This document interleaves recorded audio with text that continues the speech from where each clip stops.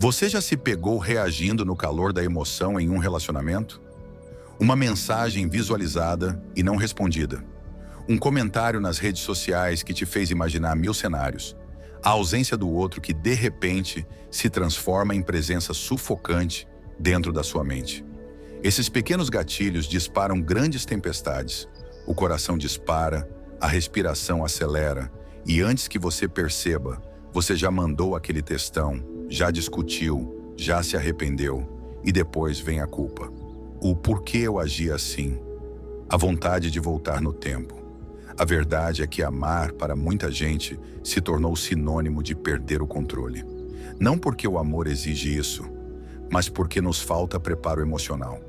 Ninguém nos ensinou a lidar com ciúmes, inseguranças, expectativas não atendidas. Reagimos como aprendemos, no impulso, na defesa, na carência. Mas e se existisse uma forma diferente de amar?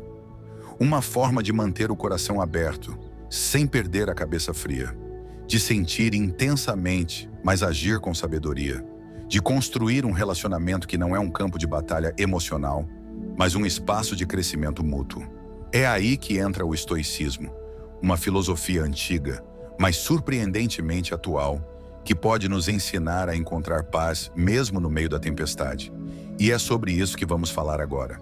O estoicismo nasceu há mais de 2000 anos, em tempos de impérios e guerras, mas seus ensinamentos continuam profundamente relevantes, especialmente quando falamos sobre emoções. Essa filosofia, desenvolvida por pensadores como Epicteto, Sêneca e o imperador Marco Aurélio, não prega a indiferença ou a frieza, como muitos pensam. Pelo contrário, o estoicismo nos convida a sentir tudo, mas reagir com consciência. Ele nos ensina a distinguir o que está sob nosso controle, nossos pensamentos, nossas atitudes, nossas palavras, daquilo que não está. As ações do outro, o passado, o tempo, os sentimentos alheios. Epicteto dizia: não são as coisas em si que nos perturbam, mas a opinião que temos sobre elas. No amor, essa sabedoria é valiosa. Quando o outro se afasta, quando não responde como esperávamos, quando demonstra algo que não compreendemos, temos duas opções: reagir no impulso ou responder com clareza emocional. E isso exige treino. Requer observar a si mesmo, questionar as próprias reações e cultivar autocontrole como um músculo, exatamente como faziam os estoicos. Marco Aurélio, por exemplo, escrevia diariamente para si mesmo em seu diário filosófico, refletindo sobre suas emoções e sobre como manter a calma mesmo diante das maiores pressões do mundo. Guerras, traições, perdas pessoais. Se ele conseguia aplicar essa filosofia em um império em crise, por que não podemos aplicá-la nos nossos relacionamentos? Adotar a autodisciplina emocional não é se distanciar dos sentimentos. É acolhê-los sem permitir que eles dominem a nossa consciência. É se tornar observador da própria mente em vez de refém dos próprios impulsos. E, antes de aplicar isso, é preciso entender por que é tão difícil manter o equilíbrio emocional nos relacionamentos modernos. Vivemos na era da conexão instantânea, mas também da ansiedade constante. A tecnologia encurtou distâncias físicas, mas aumentou as distâncias emocionais.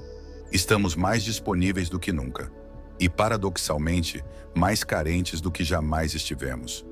As redes sociais, com seus filtros e timelines cuidadosamente editadas, nos vendem diariamente a imagem do casal perfeito. Feliz, viajando, sempre apaixonado. Com isso, criamos expectativas irreais, não só sobre o outro, mas sobre o que o amor deveria ser. Esperamos respostas imediatas, demonstrações públicas de afeto, provas constantes de interesse. Qualquer silêncio é visto como desamor, qualquer erro como ameaça. E nessa lógica, deixamos de ouvir com empatia e passamos a reagir com cobrança. Pesquisas recentes apontam que o uso intenso de redes sociais está diretamente ligado ao aumento da ansiedade em relacionamentos. Um estudo da Universidade de Houston, por exemplo, mostrou que quanto mais tempo as pessoas passam comparando suas vidas amorosas online, maior é o índice de frustração e insatisfação com o próprio relacionamento. Além disso, existe a ideia, muito popular na cultura romântica, de que o outro deve nos completar. Essa crença sutil, mas poderosa, nos torna emocionalmente dependentes. Passamos a ver o parceiro como responsável pela nossa felicidade, segurança e autoestima. E quando algo foge desse ideal? Quando o outro não responde da maneira que esperávamos? Agimos como se estivéssemos sendo traídos, abandonados, rejeitados. Mas, na verdade, estamos apenas nos confrontando com uma expectativa que criamos sozinhos. É nesse ponto que muitas relações se rompem, não pela falta de amor, mas pela falta de preparo emocional para lidar com o desconforto, a frustração, a ambiguidade. O estoicismo nos oferece, aqui, uma luz.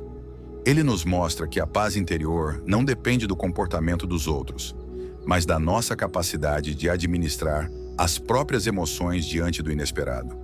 E para entender como isso funciona na prática, vale observar algumas histórias reais, de pessoas comuns que, por falta de autodisciplina emocional, acabaram sabotando os próprios relacionamentos. Para muitas pessoas, a falta de autodisciplina emocional não aparece de forma explícita. Ela se revela em pequenos gestos, respostas impulsivas, silêncios carregados. São atitudes aparentemente comuns que, acumuladas, vão corroendo os vínculos afetivos. História 1. O texto que destruiu o diálogo, Ana, era uma mulher intensa e apaixonada. Em um sábado à noite, notou que o namorado visualizou sua mensagem, mas não respondeu por horas. Imaginou traição, desinteresse, rejeição. Sem pensar muito, escreveu um texto longo, cheio de mágoa e acusações. Horas depois, ele explicou que estava dirigindo com o pai no interior, sem sinal. A conversa terminou em clima de frustração. Não por falta de amor, mas porque Ana não conseguiu esperar antes de reagir. História 2. O ciclo das brigas silenciosas. Tiago e Lucas estavam juntos há 3 anos. Eles se amavam, mas qualquer discussão virava guerra fria. Nenhum dos dois sabia se comunicar com calma. Quando se sentiam ofendidos, se fechavam. Dias sem se falar. Depois fingiam que estava tudo bem, até que tudo se repetia. A relação foi se desgastando, não por falta de sentimento, mas por ausência de maturidade emocional para lidar com o conflito. História 3. O medo disfarçado de orgulho. Marina teve o coração partido no passado. Quando começou a se envolver com alguém novo, passou a sabotar qualquer demonstração de carinho. Sempre esperava que o outro se afastasse. Criava brigas pequenas como forma de testar. Até que, cansado, ele realmente se afastou. Essas histórias não são exceções, são espelhos. E por trás de cada uma delas, o que faltou foi justamente aquilo que o estoicismo ensina: pausa, reflexão, domínio de si. Mas como transformar isso em prática real? É o que veremos agora. Autodisciplina emocional não é sobre reprimir sentimentos. É sobre aprender a senti-los sem se afogar neles. É sobre parar de entregar ao outro o controle do seu estado emocional e recuperar o poder sobre sua mente e suas reações. O estoicismo nos oferece ferramentas para isso, simples, diretas, mas profundamente transformadoras. A seguir, 3 princípios estoicos que você pode aplicar no amor, ainda hoje. 1. Entre o estímulo e a resposta, existe um espaço. Essa ideia não é exclusiva dos estoicos. Também aparece na psicologia moderna com Viktor Frankl, mas está no coração da filosofia estoica. Você não pode controlar o que acontece, mas pode escolher como responder. Imagine a cena. Você vê seu parceiro curtindo uma foto de alguém no Instagram. Seu corpo reage antes da sua mente. O coração aperta, o rosto esquenta, a mente dispara teorias. E agora? Se você reage imediatamente, alimenta um ciclo de insegurança. Mas se você cria um espaço entre o gatilho e a resposta, ganha tempo para entender o que realmente está sentindo. Prática estoica. Quando sentir um gatilho emocional, pare por 90 segundos. Respire. Pergunte-se: isso é fato ou interpretação? Depois, escolha agir com calma. Ou não agir se for o mais sábio. Esse pequeno espaço é onde mora a liberdade. A liberdade de não se tornar refém da própria emoção. Segundo, diferencie o que está sob seu controle. e liberte-se do resto. Essa é talvez a lição mais importante do estoicismo. Marco Aurélio escreveu: "Você tem poder sobre sua mente, não sobre eventos externos. Perceba isso e encontrará força." Nos relacionamentos, costumamos querer controlar o outro, o que sente, o que diz, como age. Criamos expectativas e, quando elas não são atendidas, nos frustramos, como se a culpa fosse sempre do outro. Mas a verdade é que você só tem controle sobre si. Como se comunica? Quais limites estabelece? O quanto se permite ser afetado por algo? Prática estoica. Liste, em um momento de estresse, o que está no seu controle e o que não está. Foque 100% da sua energia apenas no que está ao seu alcance. Solte o restante, literalmente. Escreva e rasgue. Respire. Isso não é passividade, é sabedoria prática. E muitas vezes é o que impede que uma conversa se transforme em briga, ou que um conflito leve ao fim de algo que poderia ser resolvido com maturidade. 3. Ame com liberdade, não com apego. Os estoicos acreditavam que tudo o que temos é temporário, inclusive as pessoas. Isso não significa amar menos. Pelo contrário, significa amar com mais presença, com mais gratidão e com menos expectativa de posse. Epicteto dizia: "Você não precisa escolher entre sentir e manter o equilíbrio. É possível amar profundamente e ainda assim ter controle sobre suas emoções. É possível ser vulnerável sem ser dominado pelos impulsos." O estoicismo não nos convida a fechar o coração. Ele nos convida a abri-lo com mais consciência, mais força interior, mais clareza sobre quem somos e o que queremos construir ao lado de alguém. Neste vídeo, você viu que existe outro caminho. Um amor com mais maturidade, mais presença e menos caos.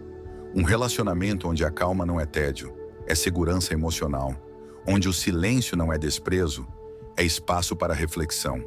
Se essa mensagem tocou você de alguma forma, curta este vídeo, compartilhe com alguém que precisa ouvir isso e se inscreva no canal. Mas acima de tudo, leve com você essa ideia. Autodisciplina emocional não é frieza, é liberdade. Liberdade para sentir sem se afundar. Liberdade para amar sem se perder. E toda liberdade começa com uma escolha, a sua.